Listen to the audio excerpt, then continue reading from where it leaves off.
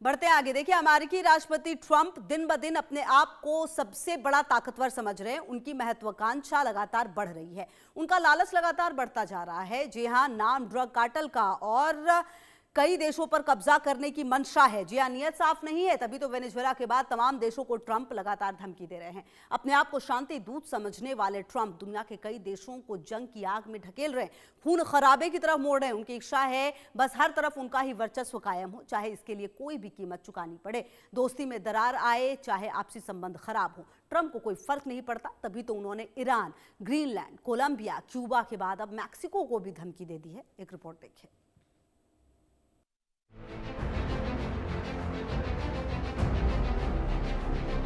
Venezuela पर कब्जे और राष्ट्रपति मादुरो को गिरफ्तार करने के बाद डोनाल्ड ट्रंप 7वें आसमान पर हैं। उनसे अपनी ये कब्जे वाली नीति हजम नहीं हो रही।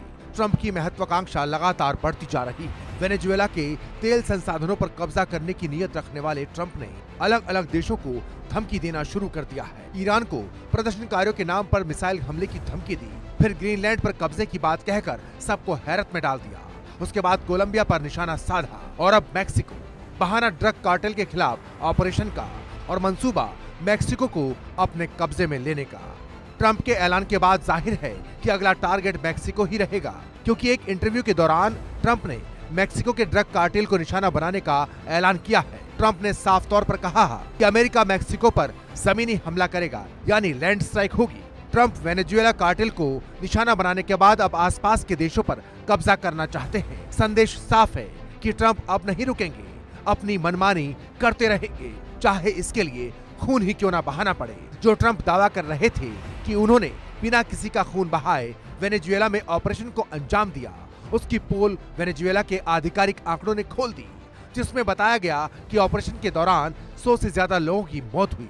ट्रंप की सरकार मैक्सिको की राष्ट्रपति क्लाउडिया शेनबाउम पर लगातार दबाव बना रही थी कि वो अमेरिकी सैनिकों को इजाजत दे ताकि वो मैक्सिको ड्रग कार्टेल के खिलाफ ऑपरेशन चला सके। हालांकि शेनबाउम ने ट्रंप का यह प्रस्ताव ठुकरा दिया था और कड़े शब्दों में कहा था कि पूरा पश्चिमी गोलार्ध ट्रंप की जागीर नहीं है। शेनबाउम पर बनाया जा रहा दबाव ठीक उसी तरह है जैसे महीनों से वेनेजुएला के राष्ट्रपति मादुरो पर ट्रंप की सरकार बना रही थी। सैन्य और आर्थिक दबाव भी बनाया गया। अमेरिका लगातार ड्रग ट्रैफिकिंग शिप्स पर हमले कर रहा था। वही रणनीति ट्रंप मैक्सिको के खिलाफ भी अपना रहे हैं। ट्रंप कमजोर देशों पर अपना प्रभुत्व जमाना चाहते हैं। जिन देशों पर ट्रंप की नजर है उनमें ईरान, ग्रीनलैंड, कोलंबिया, क्यूबा और मैक्सिको हैं। लेकिन डेनमार्क ने अमेरिका को आड़े हाथों लिया है और कहा है कि अगर अमेरिका ग्रीनलैंड पर हमले की हिमाकत करता है तो उसके सैनिक पहले गोली चलाएंगे, बाद में सवाल पूछेंगे। इतना ही नहीं, अगर अमेरिका ने ग्रीनलैंड पर हमला किया तो नाटो पूरी तरह खत्म हो जाएगा, क्योंकि नाटो के नियमों के मुताबिक अगर किसी भी नाटो सदस्य देश पर हमला होता है तो वो पूरे नाटो पर हमला माना जाता है। ऐसे में नाटो खत्म हो जाएगा। उधर ईरान ने भी अमेरिका को करारा जवाब दिया है। कहा है कि अगर हमला हुआ तो हाथ काट दिए जाएंगे। Bureau report, India news.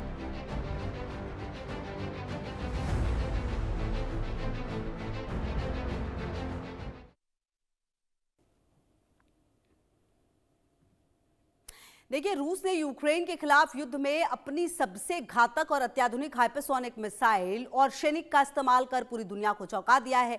कड़ाके की ठंड के बीच रूसी रक्षा मंत्रालय ने पुष्टि की है कि उन्होंने उच्च सटीकता वाली लंबी दूरी के हथियारों के साथ इस mobile medium range missile system को प्रहार किया। इस खबर को भी हम आपको बताएंगे कि आखिरकार क्या कुछ हुआ है। बहरहाल आपको बता दें, अमेरिका पर जो परमाणु अटैक का खतरा है वो क्यों कहा जा रहा है, क्योंकि देखिए समंदर में नेवी ने एक्सरसाइज किया है। 3 परमाणु शक्तियां अमेरिका के खिलाफ एकजुट होती हुई नजर आ रही है। नॉर्थ कोरिया ने परमाणु हमले की धमकी दे दी है। जी हां, किम जोंग उन ने नॉर्थ कोरिया ने हाइपरसोनिक मिसाइल का परीक्षण भी कर लिया है। जी हां, रूस ने कैरेबियन सागर में परमाणु पनडुब्बी उतार दी है। वहीं लाल सागर और काला सागर में रूसी सेना का एक्शन जो है वो तेज हो चुका है। समंदर में रूसी नेवी ने एक्सरसाइज की है। तो एक तरफ रूसी नेवी भी एक्सरसाइज कर रही है, दूसरी तरफ जो 3 परमाणु शक्तियां जो हैं वो लगातार, तो देखिए नॉर्थ कोरिया की अगर आप बात करें या फिर आप रूस की बात करें, ये दोनों बिल्कुल तैयार है और कहीं ना कहीं चीन भी काफी ज्यादा तैयार नजर आ रहा है।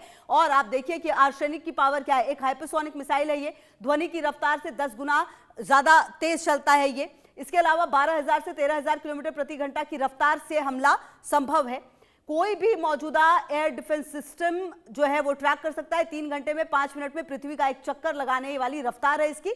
तो आर्सेनिक जो है इसलिए बहुत ज्यादा खास है, जिसको लगातार परीक्षण किया जा रहा है, जिसको उतारा गया है। और कुल मिलाकर अगर आप समझे तो रशिया की तैयारी पूरी नजर आ रही है, क्योंकि जिस तरीके से जो ट्रंप है वो लगातार आगे बढ़ रहे हैं और लगातार वेनेजुएला के बाद उन्होंने कई छोटे छोटे देशों को सीधा सीधा कह दिया है कि अब इन पर तैयारी है, चाहे वो मैक्सिको हो या फिर कोलंबिया हो। हालांकि अब देखना होगा कि किस तरीके से आने वाले समय में रूस जो है वो रिएक्शन देता है।